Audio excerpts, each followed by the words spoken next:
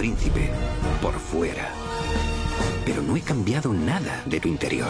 ¿Es la hora del espectáculo? No, yo mando aquí, ¿vale? Yo digo cuando es la hora.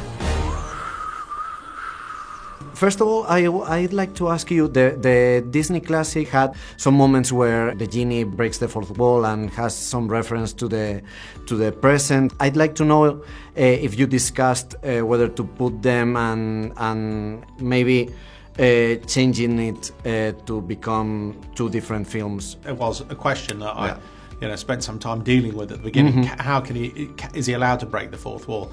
And in this, I think if I remember correctly, we haven't broken the fourth wall, right? You do well. Actually, you face the fourth wall. I'm not sure if you actually break it. What we tried to be careful to do was not tread on the toes of the previous incarnation of Genie, right? So you didn't want to be clumsily puppeting that which Robin Williams had done previously. You had to create your own Genie, which was big enough, yet respectful enough of the previous incarnation.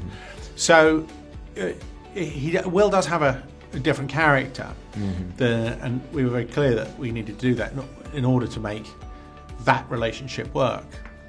I don't know if you know that later this year there's going to be a Sonic the Hedgehog movie, and since the release of the trailer, the production decided to change the design because in the internet there wasn't so much love. Yeah. And since Will Smith's Genie had like a rough start, I'd like to know if you think it's maybe too much to change a whole character because of the words of the internet. Well, I don't know is the answer to that. I mean, we couldn't change our Genie because we were a long way. We were there. Yeah. We were finished, right? But I suspect what happened is there just wasn't enough Genie in the trailer, so people started talking. It sort of ran away with itself. That noise would have been mitigated by the fact that if you'd seen more Genie, then the conversation wouldn't have started. In these new versions, we focus a lot on how the female characters have evolved to become more relevant to this time.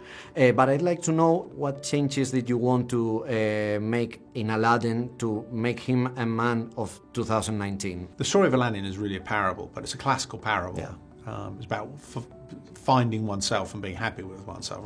As we all know, that's quite a hard battle. So there is a consistent theme throughout the production that is really the only thing that's changed is the hats and the outfits. That it's still the same battle now as it was then.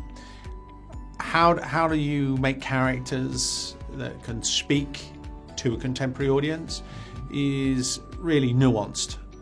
Exactly trying to articulate what makes Aladdin accessible and relatable is really in the nuance of the character.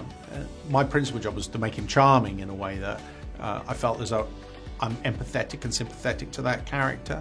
And then once you dial into that, then really he all his challenges are the same challenges that you and I have. So in that sense, it's timeless.